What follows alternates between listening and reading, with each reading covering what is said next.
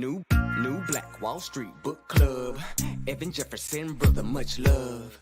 Educating, elevating, because in knowledge is the power and we'll never give it up.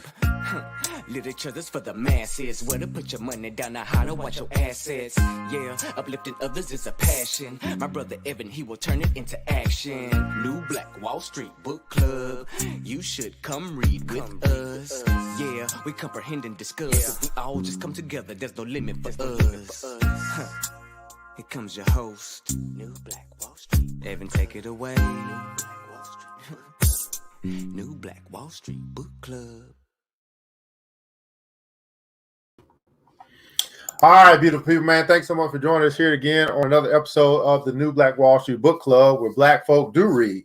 You put in the book, and we absolutely will find it. I'm your host, ERGJ, Certified Global Financial Educator, CEO of ERGJ Enterprises, the Black Bazaar, and international best-selling author of the book, The Black Billionaires Club. Book that wrote, guys, a study of Black wealth. It's a study of the 12 richest Black people in the world today and how they built their wealth. And I just truly believe that if you want to be wealthy, that's a big if, by the way, but if you do, I recommend that you study wealthy people. Well, you can begin that study by picking up a book called The Black Billionaires Club by simply checking out the website, theblackbillionairesclub.com, theblackbillionairesclub.com. Pick up your copy today. Well, beautiful people, we are going to continue our journey, actually finish our journey into a book called The Atomic Habits. This is the conclusion that we'll be finishing today before we move on to our next book in this series. This book here is by James Clear. It's an easy and proven way to build good habits and to break bad ones. So today will be the conclusion of our time here with this book. Today's episode is being sponsored by the Black Bazaar, the Afrocentric marketplace, which specializes in Afrocentric home decor, personal care products, and also Black art-inspired gifts.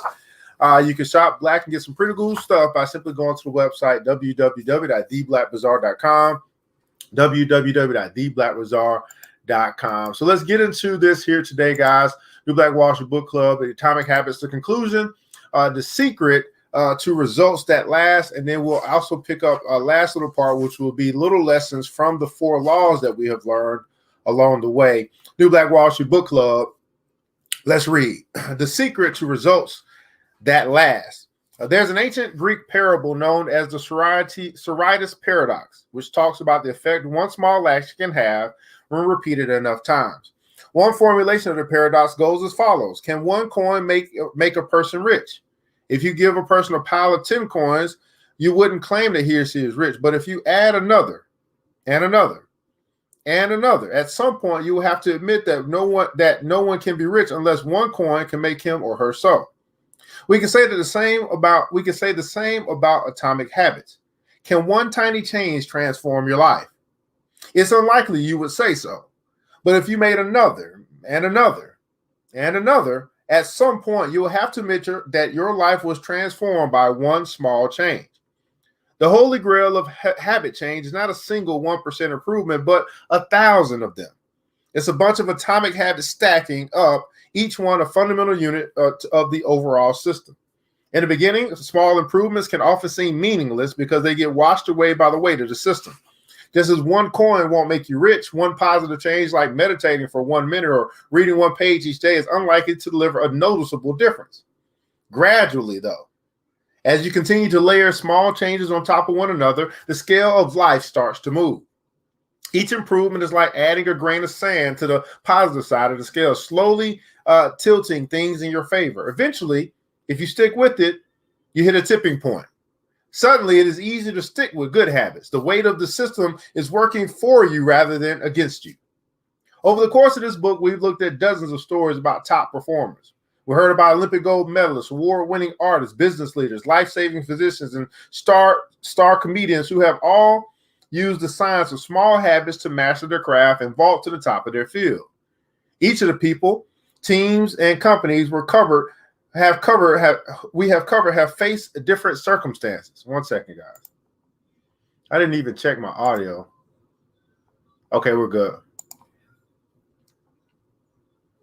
But ultimately progressed in the same way through a commitment to tiny, sustainable, unrelenting improvements. Everybody put in console commitment. Success is not a goal to reach or a finish line to cross. It is a system to improve, an endless process to refine. In chapter 1, I said, if you're having trouble changing your habits, the problem isn't you. The problem is your system. Bad habits repeat themselves again and again, not because you don't want to change, but because you have the wrong system for change. As this book draws to a close, I hope the opposite is true. With the 4 laws of behavior change, you have a set of tools and strategies that you can use to build better systems and shape better habits. Sometimes a habit will be hard to remember, and you'll need to make it obvious. Other times you won't feel like starting and you need to make it attractive. In many cases, you may find that a habit will be too difficult and you'll need to make it easy. And sometimes you won't feel like sticking with it and you'll need to make it satisfying. So the 4 laws to behavior change is to make it obvious, to make it attractive, to make it easy, and to make it satisfying. You want to push your good habits towards the left side of the spectrum by making them obvious, attractive, easy, and satisfying. Meanwhile, you want to cluster your bad habits towards the right side by making them invisible, unattractive, hard, and unsatisfying. Now, this is a continuous process. There is no finish line. There's no permanent solution. Whenever you're looking to improve, you can rotate through the 4 laws of behavior change until you find the next bottleneck. Make it easy. Make it obvious. Make it attractive. Make it easy. Make it satisfying. Round and round. Always look for the next way to get 1% better. The secret to getting results that last is to never stop making improvements. It's remarkable what you can build if you just don't stop. It's remarkable the business you can build if you don't stop working. It's remarkable the body you can build if you don't stop training. It's remarkable the knowledge you can build if you don't stop learning. It's remarkable the fortune you can build if you don't stop saving. It's remarkable the friendships you can build if you don't stop caring. Small habits don't add up. They compound. The power of atomic habits, tiny changes, remarkable results. Small habits don't add up. They compound. Wow, it's remarkable. Everybody put in the comments below, I'm remarkable. Now we got little lessons from the 4 laws, and then we'll conclude our time here with James Clear and his book, Atomic Habits, an easy and proven way to build good habits and to break bad ones. Little lessons from the 4 laws. Little lessons from the 4 laws. Let's read. In this book, I've introduced a 4-step model for human behavior: cue, craving, response, reward. Cue, craving, response, reward. This framework not only teaches us how to create new habits, but also reveals some interesting insights about human behavior. In this section, I've compiled some lessons and a few bits of common sense that are confirmed by the model. The purpose of these examples is to clarify just how useful and wide-ranging this framework is when describing human behavior. Once you understand the model, you'll see examples of it everywhere. Awareness comes from desire. Awareness comes before desire. A craving is created when you assign meaning to a cue. Your brain constructs an emotion or feeling to describe your current situation, and that means a craving can only occur after you have noticed an opportunity. Happiness is simply the absence of desire. When you observe a cue, but do not desire to change your state, you are content with the current situation. Happiness is not about the achievement of pleasure, which is joy or satisfaction, but about the lack of desire. It arises when you have no urge to feel differently. Happiness is the state you enter when you no longer want to change your state. However, happiness is fleeting because a new desire always comes along. As Kay Boudreaux says, happiness is the space between one desire being fulfilled and a new desire forming. Likewise, suffering is the space between craving a change in state and getting it. Next point. It is the idea of pleasure that we chase. It's the idea. We seek the image of pleasure that we generate in our minds. At the time of action, we do not know what it will be like to attain that image or even if it will satisfy us. The feeling of satisfaction only comes afterward. This is what the Austrian neurologist Viktor Frankl meant when he said that happiness cannot be pursued, it must ensue. Desire is pursued. Pleasure ensues from action. Next point. Peace occurs when you don't turn your observations into problems. First step in any behavior is observation. You notice a cue, a bit of information, an event. If you do not desire to act on what you observe, then you are at peace. Craving is about wanting to fix everything. Observation without craving is the realization that you do not need to fix anything. Your desires are not running rampant. You do not crave a change in state. Your mind does not generate a problem for you to solve. You're simply observing and existing. Next point. With a big enough why, you can overcome any how. With a big enough why, you can overcome any how. Friedrich Nietzsche, the German philosopher and poet, famously wrote, "He who has a why to live can bear almost anyhow." This phrase harbors an important truth about human behavior. If your motivation and desire are great enough, that is why you are acting, you'll take action even when it is difficult. Great craving can power great action, even when friction is high. Next point. Being curious is better than being smart. Being curious is better than being smart. Being motivated and curious counts for more than being smart because it leads to action. Being smart will never deliver results on its own because it doesn't get you to act. It is desire, not intelligence, that prompts behavior. As Naval Ravikant said, the trick to do anything is first cultivating a desire for it. Next point, emotions drive behavior. Emotions drive behavior. Every decision is an emotional decision at some level. Whatever your logical reasons are for taking action, you only feel compelled to act on them because of emotion. In fact, people with damage to emotional centers of the brain can list many reasons for taking action, but still will not act because they do not have an emotions to drive them. That's why craving comes before response. The feeling comes first and then the behavior. Next point. We can only be rational and logical after we have been emotional. We can only be rational and logical after we have been emotional. The primary mode of the brain is to feel. The secondary mode is to think. The first response, the fast, non-conscious portion of the brain, is optimized for feeling and anticipating. The second response, the slow, conscious portion of the brain, is a part that does the thinking. Psychologists refer to this as System 1, feelings and rapid judgments, versus System 2, rational analysis. The feeling comes first, System 1. The rationality only intervenes later, System 2. This works great when the two are aligned, but it results in illogical and emotional thinking when they are not. Next point. Your response tends to follow your emotions. Your response tends to follow your emotions. Our thoughts and actions are rooted in what we find attractive, not necessarily in what is logical. Two people can notice the same set of facts and respond very differently because they run those facts through their unique emotional filter. This is one reason why appealing to emotion is typically more powerful than appealing to reason. If a topic makes someone feel emotional, they will rarely be interested in the data. This is why emotions can be such a threat to wise decision making. Put another way, most people believe that the reasonable response is the one that benefits them, the one that satisfies their desires. To approach a situation from a more neutral emotional position allows you to base your response on the data rather than the emotion. Next point. Suffering drives progress. Suffering drives progress. The source of all suffering is the desire for a change in state. This is also the source of all progress. The desire to change your state is what powers you to take action. It is wanting more that pushes humanity to seek improvements, develop new technologies, and reach for a higher level. With craving, we are dissatisfied but driven. Without craving, we are satisfied but lack ambition. Next point. Your actions reveal how badly you want something. Your actions reveal how badly you want something. If you keep saying something is a priority, but you never act on it, then you don't really want it. It's time to have an honest conversation with yourself. Your actions reveal your true motivations. Next point. Reward is on the other side of sacrifice. Reward is on the other side of sacrifice. Response, sacrifice of energy, always precedes reward, the collection of resources. The runner's high only comes after the hard run. The reward only comes after the energy is spent. Self-control is difficult because it is not satisfying. A reward is an outcome that satisfies your craving.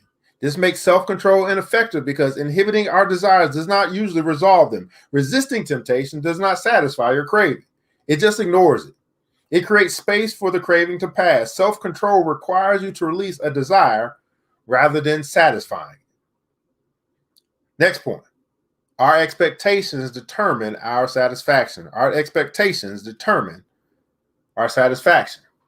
The gap between our cravings and our rewards determines how satisfied we feel after taking action. If the mismatch between expectations and outcomes is positive, surprise, and delight, then we are more likely to repeat a behavior in the future. If the mismatch is negative, disappointment, or frustration, then we are less likely to do so. For example, If you expect to get $10 and get $100, you feel great. If you expect to get $100 and get $10, you feel disappointed. Your expectation changes your satisfaction. An average experience preceded by high expectations is a disappointment. An average experience preceded by low expectations is a delight. When liking and wanting are approximately the same, you feel satisfied. Satisfaction equals liking and wanting. This is the wisdom behind Seneca's famous quote, being poor is not having too little, it is wanting more.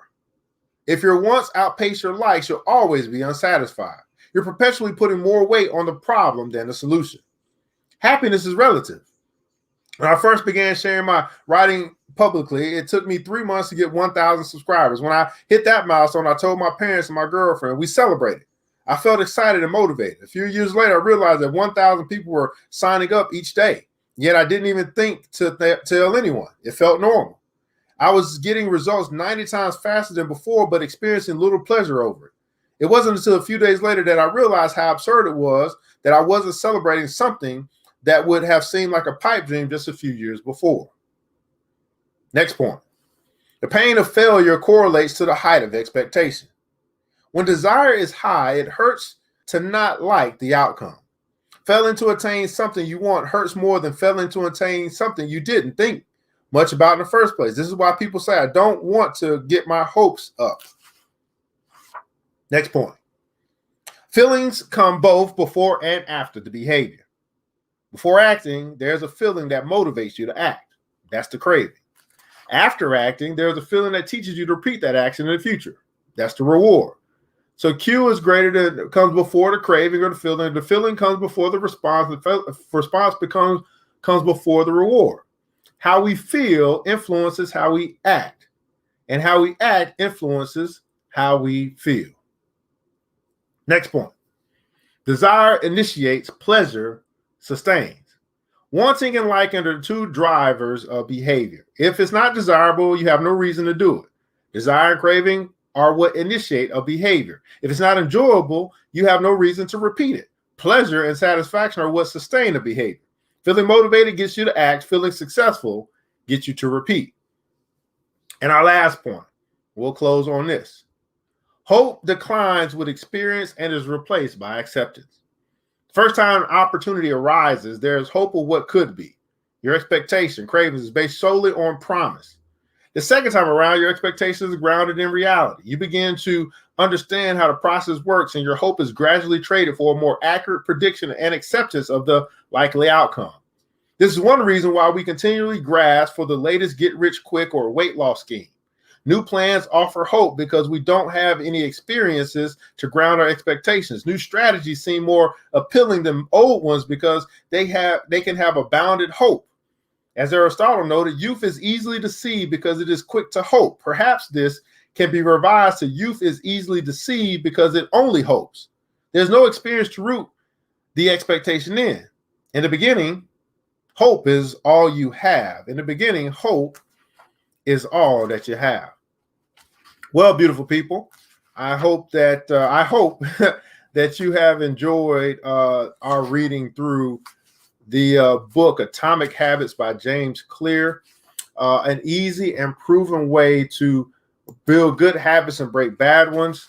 It was a delight to share this with you, and we'll be moving into our next book soon. Okay, our next book, I don't know what we'll be reading next, but I will let you guys know here as we get into it.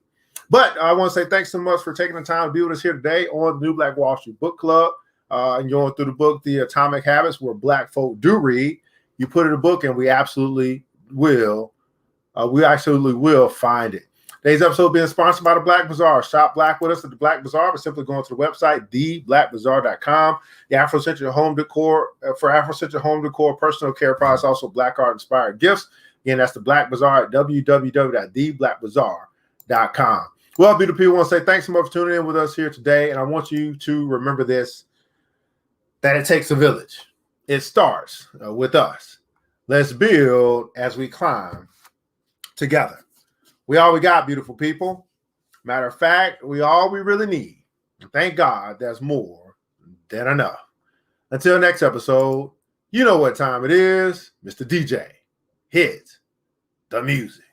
New black, it's the New Black Wall Street Book Club. With your host, Evan Jefferson. It's time for us to go. Yeah. Now, you ain't gotta leave the computer, but we encourage you to get out there and learn and apply all the things you learn at the New Black Wall Street Book Club. Yeah.